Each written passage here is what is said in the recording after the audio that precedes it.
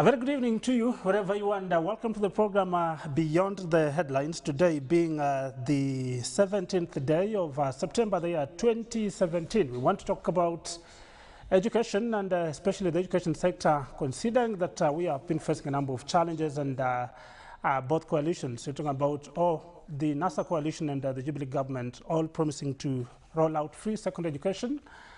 If NASA had taken power, we should be talking about September, that is this month, but owing to what has happened, we are talking about waiting for a repeat of the presidential poll. But Jubilee had promised beginning January, they will have, or they will introduce free secondary education if they take power.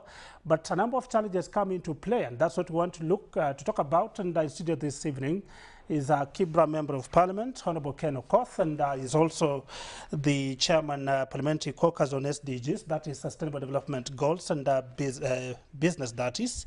Karibu sana mheshimiwa to the program. Asante. We are also expecting the National Coordinator, that is Elimu Yetu Coalition, Janet Muthoni. She will be here with us in a short while. And as well, we're expecting Murang'a County Women Representative Hon.Sabina Chege. All will be here so that we take this discussion a notch higher. But if you want to be part of this conversation, Jen Wamboy is here to let you know how you can do it. Over to you, Jen. Good evening, Martin. Good evening. Good to have you.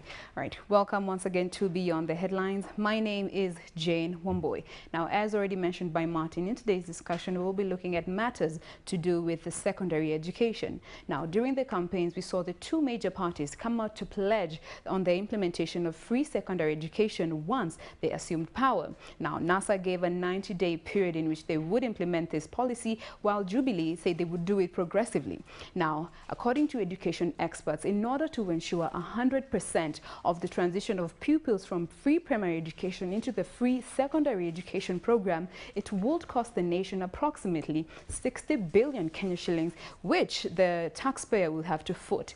Now, today we're just looking to find out what are some of the unforeseen challenges that will come with this program of free secondary education, and of course, paying key attention on the financial implication that it will have on the taxpayer.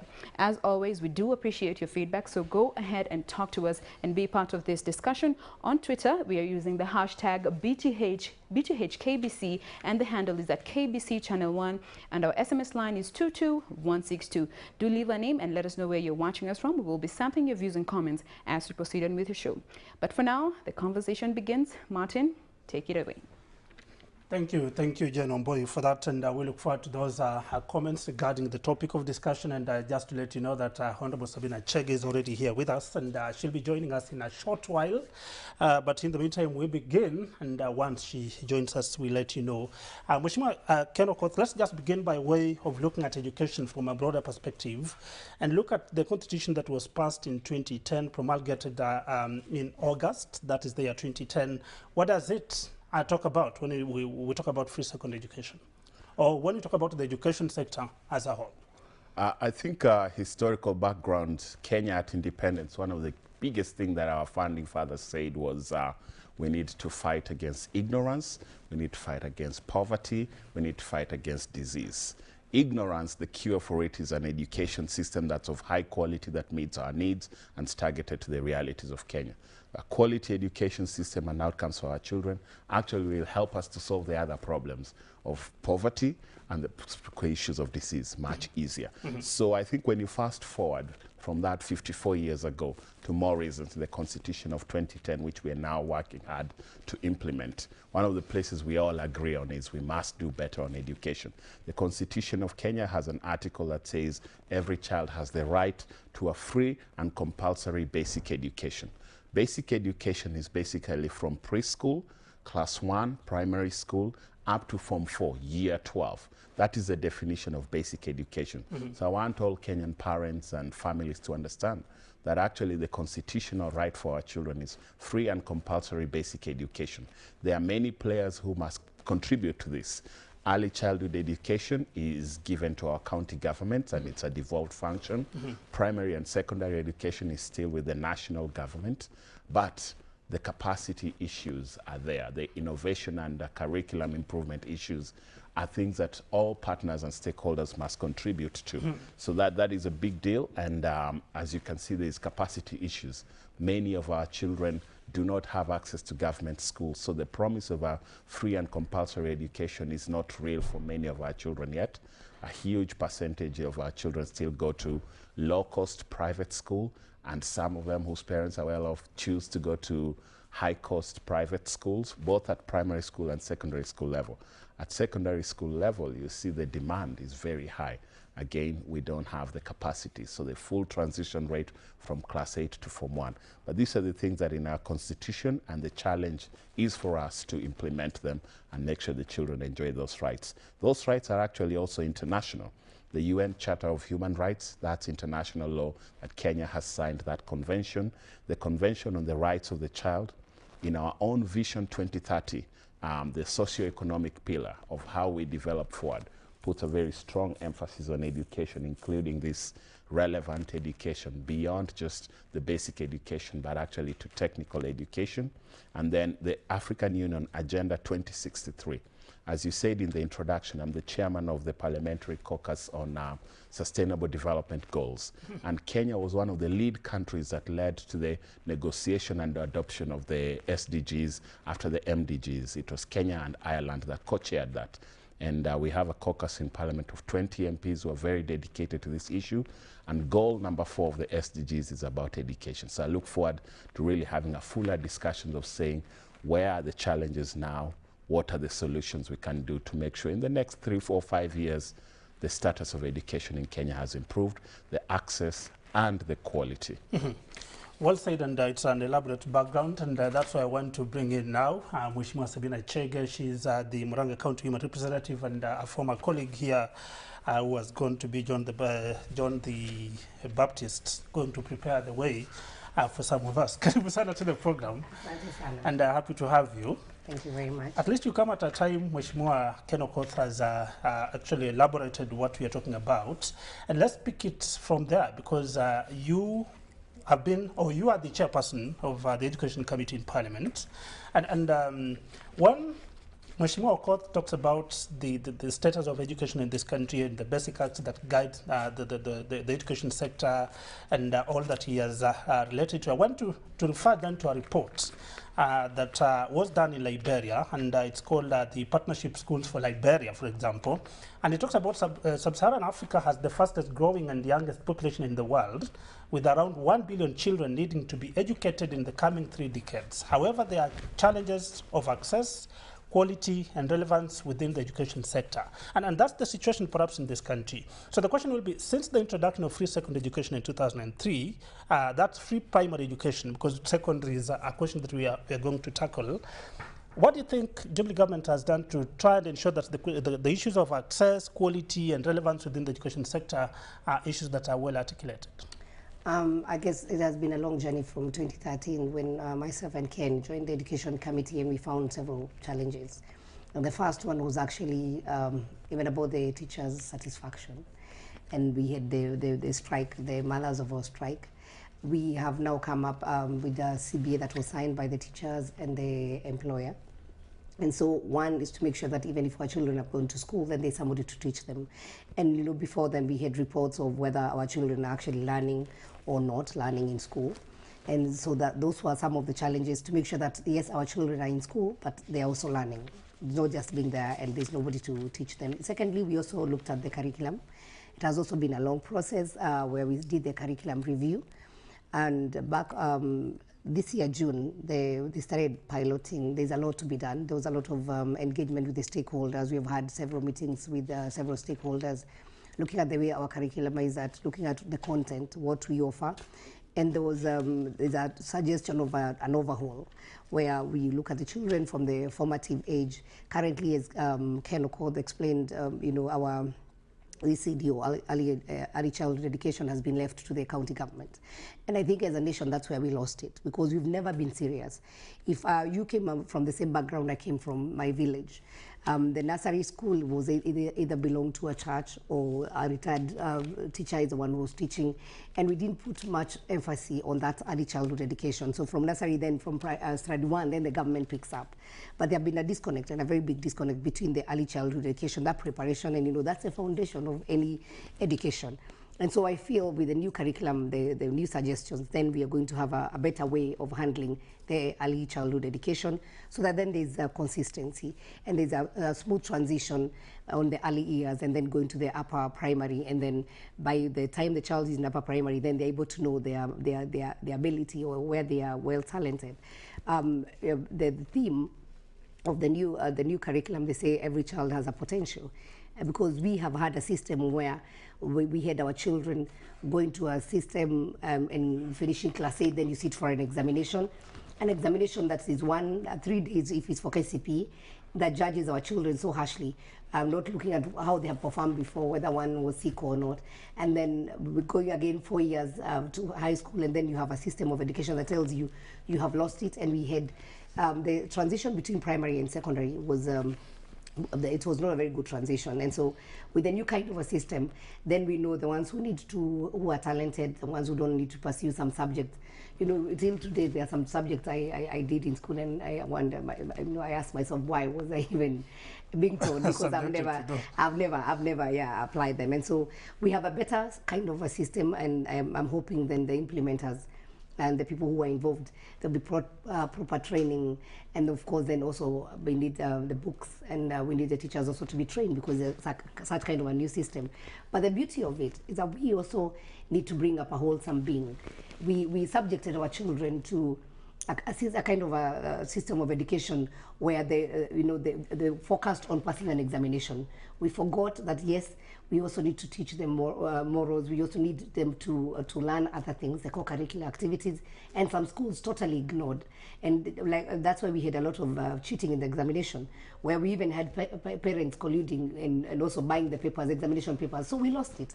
And basically, I'm hoping now, once we do the implementation of the new curriculum, then we'll have a system where a child is able to grow, and they're able to, their talent is tapped at an early age. And if you want to know a kind of a system of education that has a problem, is where we have musicians like Akinawa who did mathematics. They discovered their talent after they were in the university. They were in university. So I'm sure that talent would have been discovered at a very young and tender age. And so we have also done a lot of amendments in our Basic Education Act, and unfortunately, by the time we finished the 11th Parliament, there were some things around the Senate, and that's what we're going to pursue now, to make sure that it comes back to the National Assembly, so that we have harmony. And finally, we're also looking at partnership, because the government cannot be able to do it all alone. And I'll be talking about the question of partnership, yes, later in this program, because that is key. But I want to take you back to the question of Basic Act. And Mheshimiwa Ken Okoth, you did refer to it, and Mheshimiwa Chege raises a fundamental issue of the question of ECD. And do you feel like it was premature to leave the question of ECD to county governments? And number two, how does the suggested curriculum cure the maladjustments that affect that particular section?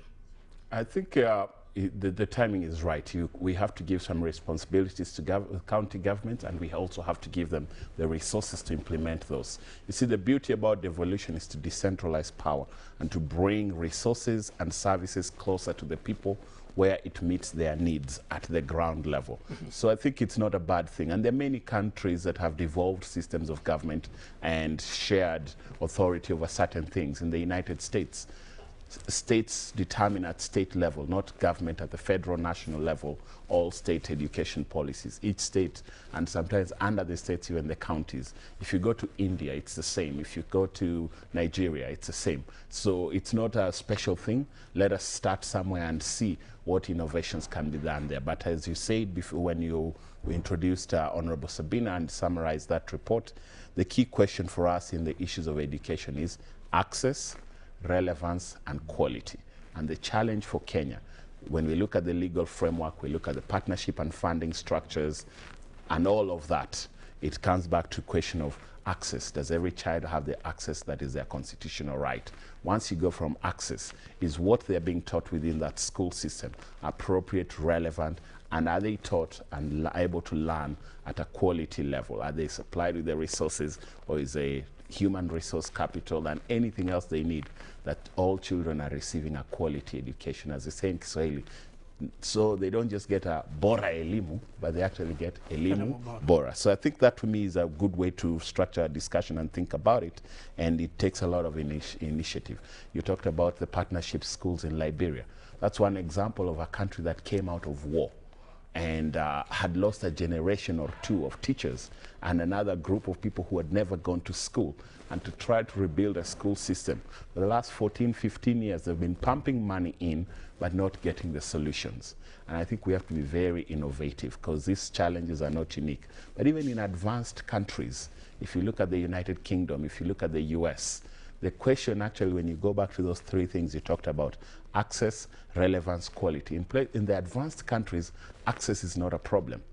It's relevance and quality, so that you find children from poorer neighborhoods are not getting a relevant education or a quality education, and children from a richer neighborhood are getting. In Africa, it's access, relevance, and quality. And I'll tell you, one of my friends summarized this. He said, the problem with our education system, and in many parts of the world, is we have an education system that was designed in the 19th century for the first industrial revolution. And it was meant to deliver things and services and produce a workforce for the 20th century. And now we're in the 21st century, and it's completely outdated. We're looking at the fourth industrial revolution. After e-commerce and the internet, now we've moved on to things like artificial intelligence, robotics. Is our education system accessible to all children? Is it relevant, you know, for kids who are artistic and can pursue talents, music, sports, and things like that, sciences, you name it? And are the children getting the quality? So we have a challenge in our hands as lawmakers, as leaders, as stakeholders and policymakers in this area, to come up with solutions and to learn from where solutions are being found. And I would say that report from Liberia, I just read it this week, is very encouraging. Liberia said, we're going to think outside the box. We're going to throw out the box and invite people. And I think in Liberia, they invited 29 different partners to work with the government. So some schools are fully run by the government. Some schools are run by some of these partners, are charity missions, Christian organizations, with strict contracts with the government on what are their deliverables in outcomes, what are the expectations. So the schools are still belonging to the government, but different people have been given contracts to run the schools. In the United States, they've done charter schools. It started a lot under President Clinton and then became huge under President George Bush. They had a No Child Left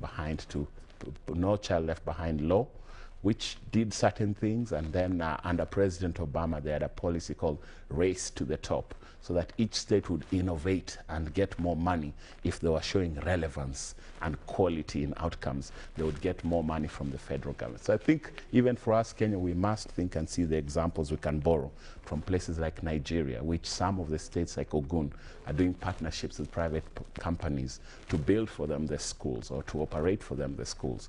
You've got in India places like Andhra Pradesh, they're doing the same. In Kenya, I think we really need to innovate. Right now, we still have a very strict sort of dichotomy of private and government schools. But there's nothing like a private child. All children are Kenyan children, and they should get a quality education, whether they go to a private school or a government school, high cost or low cost. Well said, and we'll be talking about the question of quality when I get back to Hon.Sabina Chege as well. But let me introduce Janet Muthoni, who is the National Coordinator, Elimu Yetu Coalition. Karibu sana to the program. Thank you very much. We normally say better late than never, Sure, and sure. Happy to have you. You just come at a time we are looking at the Basic Education Act and the whole question of free primary education. We are talking about free secondary education now, but let's look at free secondary primary education or basic education in terms of quality and relevance. How do you rate the country's education sector in terms of those two? It depends with what you want to gauge Kenya against, because if you want to gauge us against our neighbors, then I think we are doing fairly well. You really can't complain much in terms of quality, in terms of access and so much. But then I think we want to gauge ourselves based on who exactly are we and where do we want to go, and sort of looking at our constitution as the benchmark because we've agreed, all of us, that it is criminal to leave any child outside our infrastructure. But how many children have we left out? Then that becomes really vindicative on our part, that we really are not doing the best. When you talk about the question of relevance and, you know, and the kind of quality that we are offering, you still want to look within, because you're talking about reports from Uwezo saying that a class 7 child cannot handle class 2 work. Then I think we are as guilty, you know. And then also looking at, there's so much feedback we've been receiving from the employers, and they're talking about, you know, the kind of people that our education, you know, framework is getting out there. The job market is not as good as it would want. So really, I want to say that we have done well, we have tried, and I want to judge Kenya based on what have the international instruments talked about. If you look at our investment in education, we are not doing any badly. We are doing above 20% of our national budget and above 6% of our GDP. So really, we are not doing badly. And I think the question really comes, and I really like the contribution of Honorable Ken Okoth, that are we really thinking outside? Okay, do we even want this box in the first place? Because I think that restricting ourselves to the box is what has messed us up, you know. Because walking to the slums and looking at the schools that are now called non-formal schools, and thinking that this is a government that is operating with still non-formal schools, acknowledging that they do exist, but then looking at the infrastructure, they are saying, no, strictly this is what we can admit as a school. But then you ask, so have you been able to provide those kinds of standard schools that you're talking about in all the situations that avail? And the answer is no. So there's really need for us to sort of look at the frameworks that we have and say, are they working for us? And us here means every child. You cannot look for the us here and say me. No, you can't do that, because the constitution is clear. We cannot leave any child behind. But as it is now, we have about 1 million children out of the primary school subsector. It is not good enough. Come to the secondary school, for example. 1 million in terms of they're not accessing? Yeah, they're not in school. Well, the question will be why, when we have free primary education? I like this question, especially when I have my friend here, Sabina Chege here, and you know, and we the only thing that I would want us to admit, because sometimes it's good for us as Kenyans to have very candid discussions. We have to admit that yes, government has done a lot. Kenya has been admired by many nations by being bold. You know, 2003 we are here saying primary school is going to be free, and now both NASA and Jubilee are saying secondary school is going to be free. I think that for me is very goodwill from the political class. So let me ask a question about our technocrats and probably the infrastructures that we have, such as parliament. How are we translating this goodwill to work for our children? Because I think that's where the disconnect is.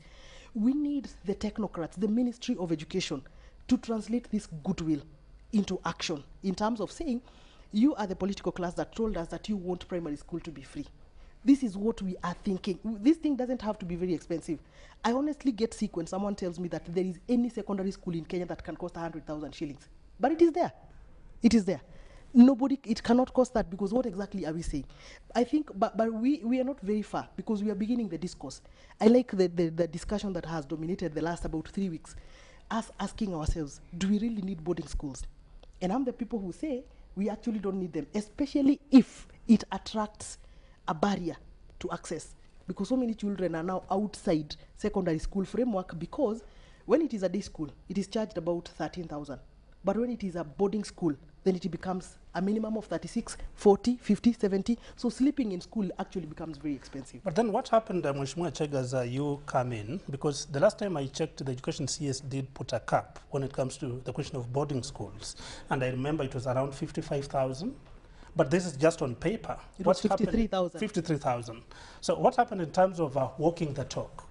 I guess it's not just on paper, because we saw a lot of children then when the minister gave the directive accessing to school. But even 53,000 for a normal parent is not cheap. It is still very expensive. And the 53,000, that one was for maybe the national schools, you know. But that was the maximum. It was not meant to be 53,000 that all schools must charge. They were told don't go beyond 53. But we have a very interesting nation where sometimes the parents will go and decide they want to add more money because of their comfort, according to them, of their children. And so So when the ministry then gives a maximum, and then the parents goes to a meeting and decide then we want to add more money, then it becomes very difficult. Though the minister gave a directive and said before any increase or increment of school fees, they should be allowed, they should actually write to the ministry. There are procedures. But are they being followed? No. And we have a very big challenge. When we ask the ministry, they say we are not the employer of the teachers. And that's why there was a discussion earlier whether then the principals should be employed by the ministry or given the managerial position by the ministry, because it's a responsibility. It's the same thing. When you say when the child finishes Form 4, give the certificate whether they have cleared the school fees or not. And we still have so many children, even today. So many children, they call me and say, we have not been given the certificate because the principal has refused to give us the certificate. Well, that's what I say. We have a very interesting nation because we have very good laws. We have actually given education a lot of money. And even now, as Muthoni said, it's not about whether the government can afford. There's actually a lot of money. For instance, with the money that we spend on the CDF, around 120 million might be 70%, which is around 70 million, should go to education. And they have been told half of that can go to infrastructure. Then half of that, which is roughly around 35 million, should go now to the bursaries and the likes. This is the money that is already the government money. And a member of parliament has been given that money. So it is very easy for the government actually to convert that money and make sure that every child who is going to school, their school fees is paid. It is not something that is very difficult. But what we do, and even within the ministry, the government gives a lot of money, but even accounting for that money, well, very little gets to what it was intended to do. And that is the biggest challenge we have. People need to be very sincere. I think there's a time we had a visit and we went to Brazil, and I liked what Ken said about the early childhood, being devolved. I went to Brazil and I saw the government actually gives target. And the county governments, they are allowed to, you write your own report and you say, this is what we want to achieve. If you actually achieve, you have a chance to be added more money. But if you do not achieve, then you're not even given that money. So, but in Kenya, there's something like people can just spend money the way they wish or the way they want. We will allocate money in the budget, but somebody decides that this money needs to be diverted to another cause that was not what was budgeted for. I think we need to be more responsible. There's goodwill from the government, and I think from both sides, from the Jubilee government, even from NASA. And it's only that the Jubilee said it's progressive because you have to do it very well. You have to be sure. You can't just say, come January, then everything is free. Because there are things that you need to look at, the number of children, what is needed in each and every school. And it was very sad when what happened in Moi Girls, and I visited the dormitories. And what I saw I didn't like. There's a lot of congestion in those schools. Well, in the same school, and then I don't know whether it was, I saw it in the social media, that they are building a new chapel. And the question is, what would have been a priority? Is it to increase the number of dormitories, or is it to build a new chapel? I think we need to sit down as stakeholders and let's involve everybody, because there's goodwill and there's enough money, and our children can go to school. They can have access. Today, I still see news that there are some primary schools that the children are still going to school under a tree. And it's ridiculous. Every other county government has been given money. The MP of that region has been given CDF. How do we then get our children going to school under a tree? And most of these vulnerable counties, by the way, they benefit from the money. Like, for example, a county like Turkana County, they get more money than any other county. They get a lot of money. Secondly, the CDF, the people who are members from that region, because of the poverty index, they're also given more money. There is also money that is called Equalization Fund, still going to the same region. We have also a lot of donors attracted, and they go to the same region. So I think we need to be accountable. And once we are accountable as a nation, then our children will have access to the school. Then the issues of relevance and quality then can be handled when we look at the curriculum. So the question will be, listening to both of you, we seem to be having a suggestion or an argument that we seem to have good laws, but the question is implementation. Here's a situation where you come and the government says, listen, if you're a Form 4 leaver and you finished Form 4, you can just go back to your school and take that certificate. That is not implemented. Many students are not getting those certificates. You have a situation where you talk about secondary education and you say that we are capping at 53,000, but you walk across the schools, most schools are charging it at 100,000 plus. So where's the missing link? What do we do to ensure that whatever we say or whatever is provided in the law, we walk the talk the other side, Mheshimiwa Okoth? I think I'll start with something that Honorable Sabina just said about CDF and the role of it, and of course equalization fund, and parts of this country that are still lagging behind, and children shamefully and sadly are still learning under the trees. These are not problems that happened yesterday or began 5 years ago, to be honest. They're not problems that only happened under the Jubilee government. These are problems that started 54 years ago. You know, CDF has only been around for 15 years. County governments have been around for less than 5 years. So let us not say county governments in 5 years have not solved problems. Have been there for 4 years. We're challenging all governors. You're in charge of ECD. Give us quality. And as she said, even in Brazil, the state government, the federal government sets targets for the regional governments on the aspects of education they're in charge of. If they do well and they meet those targets in terms of learning outcomes, quality, transition rates, they're rewarded with more money and other things. If they actually fail, some of that money can be taken away, but their autonomy and control over those issues can actually be taken away and reverted to, you know, we've had even in the United States, the legal framework is said that the school districts within county levels within the states are run by local committees and decision makers and parents associations at that level. But if they are not showing the outcomes and meeting the standards at a national and a state level, that autonomy can be taken away and can be granted to a state body to control until things are fixed, because the shelf life for a child to go to school and be in kindergarten is very short and perishable. A child is only young once to be age of kindergarten, and you can't have a system that continuously fails. So we have to have those discussions, and I think Kenya is on the right track, the way Janet said it. Are we there where we need to be? No. Is the challenge in front of us huge? Yes, it is. Can we do it? Yeah, and I would put it into 3 important things. Choice. Do parents have a choice? Number 2, competition. Is there competition and innovation within the system? Do the parents have a choice? Why do they only see a school? And she mentioned very sadly a school in my constituency. We've just had a tragedy, and we're praying and condoling with the family of the 9 girls who were lost at Moi Girls in Kibra. But this tragedy could have happened in so many other Kenyan schools because of the overcrowding. What is it that we can do to bring in choice and competition and create innovation so that and I'll give you the solution for me, I think. If you talk about even free secondary education, we're talking about 60 billion per year to implement it progressively as has been proposed. I think we really need to think how do we bring in partners, what incentives do we give them to create capacity, to create choice and diversity, and to allow parents to move with the money for their children. So that if you have a child at Moi Girls School and you feel it is too crowded, you can move your child from Moi Girls School with a capitation of 50,000 shillings from the Kenyan government as a taxpayer, and you know your child and their number, and you go re-register them at another school, Olympic High School, a day school, and pay for them. If you think that's a day school that has a soccer program, that has a music program, is closer home to you, you can more monitor your child and they stay at home, you move your child and the money moves with them. Schools that don't perform, children will move and go to other choices. But I think even the private providers and alternative providers and partners, we have in our law what is known as UPBET. People are still talking about non-formal schools, informal schools. There's nothing like that. These children are all doing the same curriculum, 8-4-4. And if you're doing an 8-4-4 curriculum, the rest is irrelevant and technical mumbo jumbo, but bureaucracy.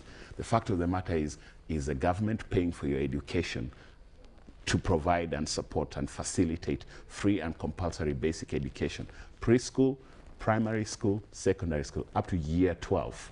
That is a right. And the government just needs to come up with a way of reimagining the money. Suddenly you'll see parents in Kibra, if they are told the capitation for your child is 25,000 in primary school, and you can choose to walk from Kibera across the road to Makini School in Kilimani with a voucher from the government and cash that in. And if Makini School costs only 35,000 and you have 25,000 from the government, some parent in Kibera will invest an extra 10,000 and move their child with that government voucher. And the schools in Kibra, to remain relevant and compete, will have to raise their standards to meet the value that is being produced at Makini.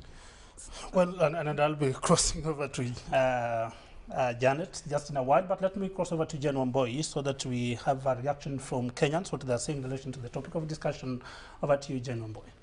Yes, Martin, remember we're looking at the implementation, the pledges that were made by the two major parties in regard to implementing free secondary education in the country and what unforeseen impact it will have in the country. Thank you very much for your feedback. Hashtag BTH on Twitter. Let me just sample some of the views that we are receiving. Oh my God, the conversation is really intense on Twitter. I see Ogeto saying, a system where a class 7 pupil can't handle class 2 work needs reforms. All right. Train Mover saying, education in Kenya nowadays is last priority, sadly. William Lucky also agreeing with what Ogeto was saying. You find a situation where a class 7 pupil cannot do class 2 work, which is a sad situation, just to say. I see Kipleting Collins saying, the private institution should partner with the government to foster better education with the free secondary education program. I see Sanctioned Ian Mark enjoying the discussion, Eto enjoying the discussion. He also goes on to say the legal framework within the education system gives children rights that end up lowering discipline standards in the school. Again, the question of discipline has been brought into the topic. Kelvin Mugendi saying, after 1 year, public schools managed by private operators raised learning by 60%. Maybe you could let us know that is research by who. I see Bright International, of course, retweeting some of the views that we have received so far. Peter Karoki saying, the thing is, in reality, free education is practical, but only if corruption is dead. All right, the question of corruption again has been brought in. Josephine Omaitha saying, I would like to know what will happen to the current crop of students, that is the class 8 and Form 4, if the change is implemented. That is just some of what has been sent in. We will be sampling more as we proceed on with the show. But Martin, maybe you could address the whole question of corruption. Also the question of making NYS compulsory has been brought up. Corruption, NYS, the education system, and phasing off of the 844 system. Keep them coming in. We'll be sampling them as we proceed on. Over to you. Thank you, Jane Wamboi, for those reactions. I can see Twitter is on fire. Let me begin with Janet, just reacting to some of those comments, if you may, especially the question of free secondary education. In fact, there's one here who asked a very interesting question. Fanon Themas asks, how much will free secondary education cost? That seems to be a question that people seem to have to raise. Well, I think the question of education, of course, attracts a lot of emotion, especially because every household in this country is touched by the subject. And I'm glad today to be sharing a forum with great people here, and I would want to really, not like I'm campaigning for them, but I would want them to join the Education Committee of Parliament, another session again. Why? Because when I listen to Honorable Ken Okoth and Honorable Sabina, I get a feeling of people that really know what exactly should be done. Why it never gets done, I wonder whether in their positions, maybe they're not able to influence a few of the things. And I'm going to illustrate what I'm saying. If you look at the reforms that have been introduced at the Ministry of Education, it's promising, so to say, because there's a situation that has come rapidly to correct so many things that all of us thought that probably they could never have been confronted, but now they have. And at least we can walk towards the national examinations. I know some people will argue that we are already doing badly with our national examinations, but we can't, if we're already doing badly, we can't move on with a fraudulent system. So there is a situation attempting to correct the fraud. But when I look at the Kenya National Examinations Council Act, it still remains as it were. So there are some reforms that should happen around it so that we get to where we are supposed to be. That has not happened. Which are some of the reforms you think should be? Some of the reforms revolve around, for example, if you look at what is happening now, what Dr. Matiang'i and NEC are doing is not what is in the NEC Act. That tells you there is reform. So I'd like to see a situation where the Kenya National Examination Council Act addresses itself to the current situation so that then it doesn't become a question of when this person is not there, then we slide back to where we were. And I know sometimes we try and blame people, but sometimes systemic challenges, which probably they would share with us some of those systemic challenges. But this is what I would like to say as a Kenyan. If a child can sleep in a mud house, why won't they be allowed to enjoy a classroom with the same mud house? Don't talk to me about dignity of a classroom when I have no dignity in my home. If I can sleep and abide happily in a mud house, then I can as well go to a classroom that has mud walls. That is the kind of reasoning that, don't tell me about standards, it should be this way. No, let us confront our challenges. That we do not have enough classrooms. Why? Because we are looking for stone, we are looking for concrete, we cannot be able to expand the schools that we have. I think for me, we are putting for ourselves barriers that really do not exist. Talk about free secondary education. I know it is possible because we are not the first country to do that. But there are some challenges we have put on ourselves. Why, for example, would we have so various charges across schools? You find the school is having menu A, menu B, and menu C. Why won't we just have a standard way of doing things? Simple things, but I don't know why they are not being implemented. And this is why I invite my colleagues, my friends here from Parliament. Can we stop seeing a Parliament that is so much oversighting about resources and is not oversighting the implementation of laws that they have formed? Because the Basic Education Act is an act of Parliament. So when it is being floated, I think for me, it's an assault on the same Parliament that really, instituted that law. So we want to see a Parliament that is really exercising a lot of oversight in the implementation of laws and the policies of the Ministry of Education, because that is where the thing is. If the ministry admits that it is the chiefs, for example, and I would want to give this example. When it was time for registering to be a voter, chiefs were very busy and active and very much engaged to go in every house, getting people come and pick IDs and so on. But when it comes to the role of the chief, that is in the Basic Education Act, to go and tell Kenyans that this child is at home, she's not at school, the chiefs are absent, they are not there. I think for me, it's terrible, it's not excusable, we're just lousy, we don't want to do the right thing. Yeah. So you seem to raise the issue, and that's why I asked the question that, Mheshimiwa Chege, when we talk about the question of fees, for example, 53,000, we refer to a situation like at Moi Girls Secondary School, where a dormitory is burnt, but reports indicated that there were metal grills on those windows. I remember the last time there was an order or directive given that those grills should be removed in secondary, especially in boarding schools, when you talk about the dormitories. And Janet raises a fundamental question, that are we so much obsessed in oversighting resources at the expense of laws, which we have anyway? I guess, again, because of the same constitution, we have a role, and our role is legislation. And it's very clear that we have the executive and we have now the parliament. And so I am very sure Ken will tell you there's much that he can only do for his schools, but sometimes you'll seem to be like an intruder. If already we have done the laws, the Ministry of Education, they are supposed to do the follow-up. Again, then you not expect now the members of parliament to be going to inspect the schools, and because there's somebody who clearly has that job. And I think what we need to do now is for us to generally, or for us as Kenyans, whether we are parents or whether we are the stakeholders, I think we just need all of us to be active and not to leave everything to the member of parliament. Because for us, myself and Ken, yes, we'll make those good laws. And then we wait for the ministry to implement. And when we go beyond and ask the ministry, then why are our children still being charged this amount of money?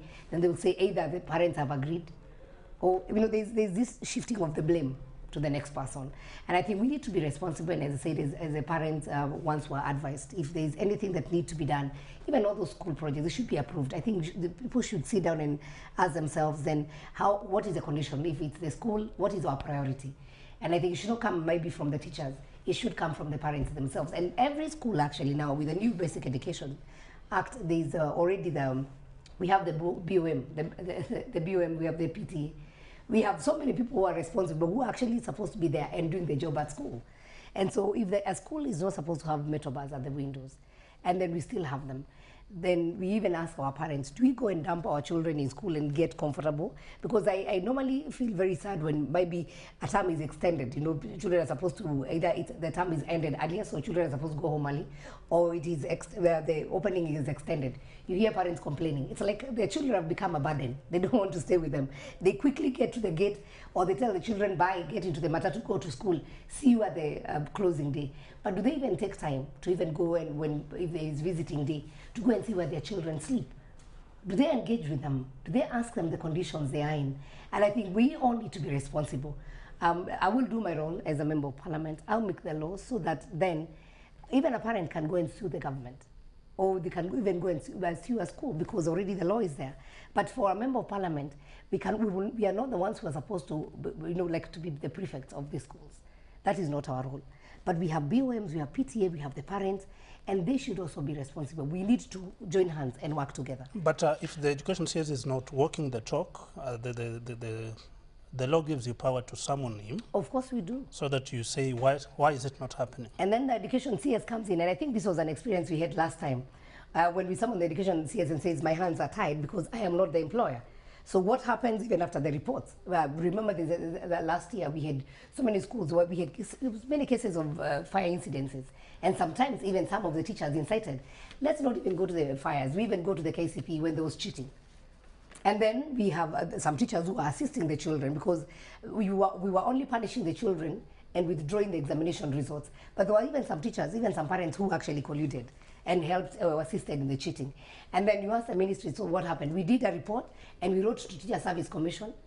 And now the Teacher Service Commission says, okay, wait a minute, we also need to investigate the case because we are not the ones who did the investigation. Give us time. Really, that's what I'm saying. I think we need harmonization. And we need somehow to have, if the suggestion that came up, and you saw the unions up in arms when the ministry gave a suggestion that they should actually employ the head teachers as managers of the schools so that they are fully responsible. If the issue about the school fees, the issue about handling money, we had some cases of some schools that were given around 25 million, the national schools, for them to do the infrastructure. And some of the audit report, that money cannot be traced. They don't even know where the money went to. And these people are not in jail. And you see, I always feel sad when when such a thing happens, or and a teacher is demoted or transferred from one school to another. So that you transfer. So are you transferring corruption? So we. Jump in there. Yeah, you jump in as we bring to this to an end because I'm told our time is. I think there's two conversations we're having in two different tracks. Yes. The current Kenyan education system and what is not working within it. And I think, in my opinion, those are tactical corrections that need to be done. The law we have is good. Our overall philosophy and commitment is good. Implementation, oversighting, managing the relationship between TSC as the employer of teachers and the ministry and the national government as the owner of the schools. So you have employers employed to come work in your school, but they don't own it. And how do you manage that? That relationship needs to be looked at carefully. When you're hired as a school principal to manage a school, what are your responsibilities and reporting line and your supervision and everything. So that's important. But I like what Sabina said, there's a lot of bad things. So at that tactical level discussion, there's a lot of things that are falling through the cracks that are not good enough and are painful and even tragic. And we need to have that discussion. On that level, I would say we also need to highlight when good things happen. I'll give you two examples of schools that I know. Starehe Boys Center and Lenana High School. Their money that they were given to build extra dormitories, they built those dormitories immediately because I've got boys in both schools. And those dormitories were built, and those dormitories are not congested.